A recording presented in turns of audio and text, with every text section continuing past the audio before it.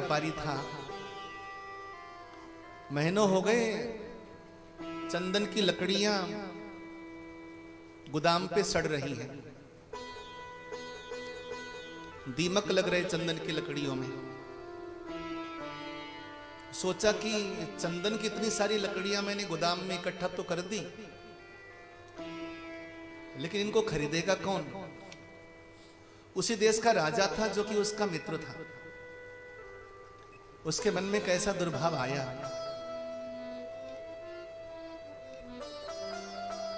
इतनी सारी चंदन की लकड़ियां तो एक ही कारण से बिक सकती हैं। वो कारण क्या?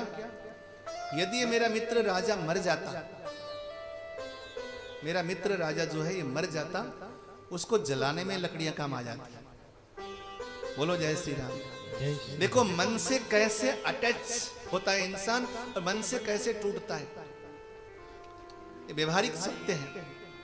अगर इस देश का राजा मर जाता तो मेरी सारी चंदन की लकड़ियां जलाने में काम आ जाती। आज व्यापारी ने ऐसा सोचा। अगले दिन वो राजा अपने कोषागार में गया। कोषागार समझते हैं? जहां पर धन रखा जाता है, माल रखा जाता है, खजाना। अपने खजाने घर में गया। वहां जाकर देखा उसने कि खजाना तो आधा कम हो गया है। इतना कम खजाना हो गया, लेकिन इतना खजाना कम हो गया, अब मैं खजाने को कैसे भरूं? तो उस राजा के दिमाग में आया, मेरे देश में बड़े बड़े धनाढ्य धनपति व्यापारी हैं, उसमें मेरा अत्यंत प्रिय मित्र है जो कि चंदन की लकड़ी बेचता है। ये चंदन की लकड़ी बेचने वाला मित्र, अगर ये मेरा मित्र किसी प्रकार मर जाता, सुनिए ध्यान से, किसी प्रकार मर जाता तो उसके चंदन के बदले जितना भी पैसा मिलता है या उसके पास जितना भी धन है, वो सारा धन लाकर मैं अपने खजाने में रखता। दोनों प्रगाढ़ मित्र थे, दोनों में आपस में बहुत कट्टर मैत्री थी, कभी एक दूसरे के विरोध में बोलते नहीं थे।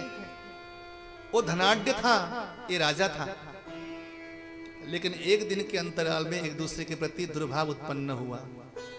लेकिन राजा बड़ा सत्संगी था। जब घर आया, विचार किया कि मेरे मन में ऐसा दुर्भाव आया ही क्यों? मैं तो अपने मित्र से प्रेम करता हूं, आज अचानक मेरे मन में अपने मित्र के लिए दुर्भाव आया क्यों? राजा को लगा कि मैं अपने मित्र से सलाह करता हूं, क्योंकि आज तक मित्र के बारे में ऐसा मैंने सोचा नहीं था, आज अचानक मेरे मन में ऐसा दुर्भाव आया क्यों? मित्र को बुलवाया अपने राजमहल में, मित्र के सामने अपनी बात रखी। आज मेरे मन में तेरे प्रति दुर्भाव आया क्यों? मेरे मन में आया कि तू अगर मर जाता तो तेरा सारा खजाना मेरे खजाने में आ जाता। तो मित्र ने हाथ जोड़कर रोता हुआ कहा, मित्र, ऐसा ही दुर्भाव मैंने एक दिन पहले तेरे बारे में सोचा था कि अगर इस देश का मेरा मित्र राजा मर जाता तो उस राजा को जलाने के लिए मेरी सारी चंदन की लकड़ियां काम आ जाती और बिक जाती, पैसा मिल जाता। हमारे मन की सूक्ष्म तरंगे अन्य व्यक्ति के साथ जुड़ी हुई है और ये साइंटिफिक है, इस पर वैज्ञानिक आधार है। एक इंसान का मन दूसरे के मन से जुड़ा हुआ रहता है। इसलिए कहते हैं कि जो प्रेम करेगा उसको प्रेम मिलेगा, जो नफरत करेगा उसको नफरत मिलेगी।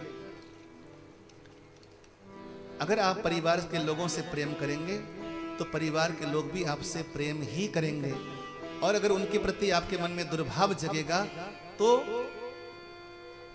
आपके मन में भी दुर्भाव जगेगा।